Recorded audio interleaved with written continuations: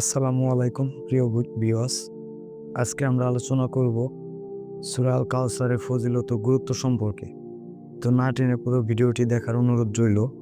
সূরা আল কাউসার পবিত্র কোরআনের ৩০তম পারার ১০৮তম সূরা। এই সূরার রুকুর সংখ্যা ১টি, এই আয়াত সংখ্যা ৩টি। সূরা আল কাউসার পবিত্র মক্কায় অবতীর্ণ। সূরা আল কাউসারের অর্থ হচ্ছে প্রভূত কল্যাণ। এ সূরাকে সূরা নাহারও বলা হয়। সূরা আল কাউসার নাজিল হওয়ার সময় রাসূলুল্লাহ সাল্লাল্লাহু আলাইহি ওয়াসাল্লামের চেহারা মুবারকে হাসির নুরানি দেখতে পান সাহাবায়ে কেরামগণ।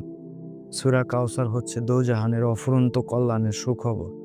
এই সূরা হতে জানা যায় হাউজে কাউসার সম্পর্কে, যা কিয়ামতের মাঠে মহানবী হযরত মুহাম্মদ সাল্লাল্লাহু আলাইহি ওয়াসাল্লামকে প্রদান করা হবে। হযরত আনাস রাদিয়াল্লাহু আনহু হতে বর্ণিত, একদিন মসজিদে রাসূলুল্লাহ সাল্লাল্লাহু আলাইহি ওয়াসাল্লাম আমাদের সামনে উপস্থিত হলেন। হঠাৎ নবীজির মাঝে তন্দ্রা অথবা এক ধরনের অচেতনতার ভাব দৃশ্যমান হলো। এরপর রাসূলুল্লাহ সাল্লাল্লাহু আলাইহি ওয়াসাল্লাম হাসি মুখে মাথা উঠালেন। আমরা জিজ্ঞেস করলাম, ইয়া রাসূলুল্লাহ, আপনার হাসির কারণ কি? তিনি বললেন, এই মুহূর্তে আমার নিকট একটি সূরা অবতীর্ণ হয়েছে। অতঃপর তিনি বিসমিল্লাহ সহ সূরা কাউসার পাঠ করলেন এবং বললেন, তোমরা জানো কাউসার কি? আমরা বললাম, আল্লাহ তাআলা ও তার রাসূল ভালো জানেন। তিনি বললেন, এটা জান্নাতের একটি নহর। আমার পালনকর্তা আমাকে এটা দেবেন বলে ওয়াদা করেছেন। এতে অজস্র কল্যাণ আছে এবং এই হাউজে কিয়ামতের দিন আমার উম্মত পানি পান করতে যাবে। এর পানি পান করার পাত্র সংখ্যা আকাশের তারকার সমপরিমাণ হবে। তখন কিছু লোককে ফেরেশতাগণ হাউজ থেকে হটিয়ে দেবে। আমি বলবো, হে পরওয়ারদিগার, সে তো আমার উম্মত। আল্লাহ তাআলা বলবেন, আপনি জানেন না আপনার পরে সে কি নতুন মত ও পথ অবলম্বন করেছিল। হাদিসে সহিহ বুখারী, মুসলিম শরীফ, আবু দাউদ, নাসাই। তৎকালীন আরবে যাদের পুত্র সন্তান মারা যেত তাদের নির্বংশ বলে অপবাদ দেওয়া হতো। মহানবী হযরত মুহাম্মদ সাল্লাল্লাহু আলাইহি ওয়াসাল্লামের পুত্র কাসেম অথবা ইব্রাহিম যখন মারা গেলেন, তখন আরবের কাফেররা নবীজি সাল্লাল্লাহু আলাইহি ওয়াসাল্লামকে উপহাস করা শুরু করলো নির্বংশ। আর এই প্রেক্ষাপটে সূরা আল কাউসার অবতীর্ণ হয়। এই সূরায় আল্লাহর পেয়ারা নবী সাল্লাল্লাহু আলাইহি ওয়াসাল্লামের মর্যাদা ও শান উল্লেখ করা হয়েছে।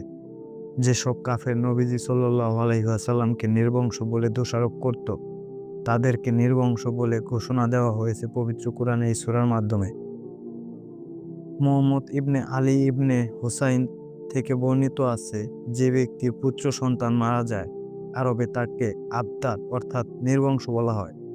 রাসূলুল্লাহ সাল্লাল্লাহু আলাইহি ওয়াসাল্লামের পুত্র কাসেম অথবা ইব্রাহিম যখন শৈশবেই মারা গেলেন, তখন কাফেররা তাকে নির্বংশ বলে উপহাস করতে লাগলো।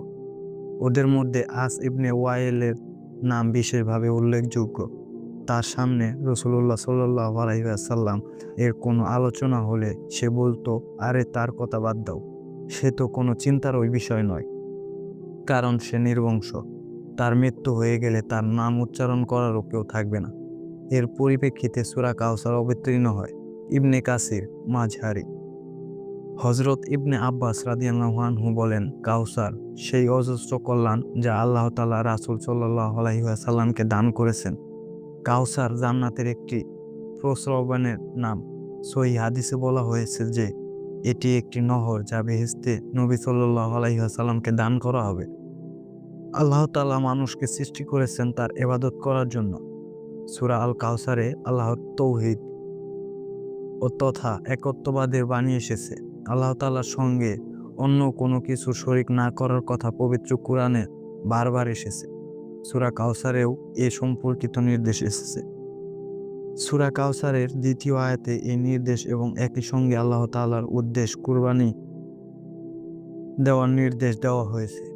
৩য় আয়াতে যেসব কাফের নবীজি সাল্লাল্লাহু আলাইহি ওয়াসাল্লামকে নির্বংশ বলে দোষারোপ করত, তাদের সম্পর্কে অবতীর্ণ হয়েছে।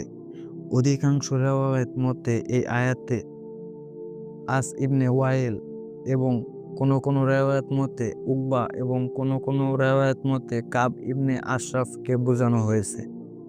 ফজিলতপূর্ণ এই সূরা আল কাউসার পাঠের অন্যতম একটি ফজিলত হচ্ছে, এটি পাঠে শত্রুর অনিষ্ট হতে মহান আল্লাহ তাআলা আমাদের রক্ষা করে থাকেন। নামাজের সঙ্গে পড়ার লক্ষ্যেও ছোট এই সূরা শিখে নেওয়া অনেক সহজ। মহান রব্বুল আলামিন আমাদের পবিত্র কোরআন বুঝে পড়ার এবং সঠিক আমল করার তৌফিক দান করুন। আমিন। ভিডিওটি ভালো লাগলে অবশ্যই একটি লাইক দিয়ে যাবেন। আর এরকম ভিডিও প্রতিনিয়ত পেতে আমাদের চ্যানেলটি সাবস্ক্রাইব করে রাখবেন। আসসালামু আলাইকুম ওয়া রাহমাতুল্লাহি ওয়া বারাকাতুহু।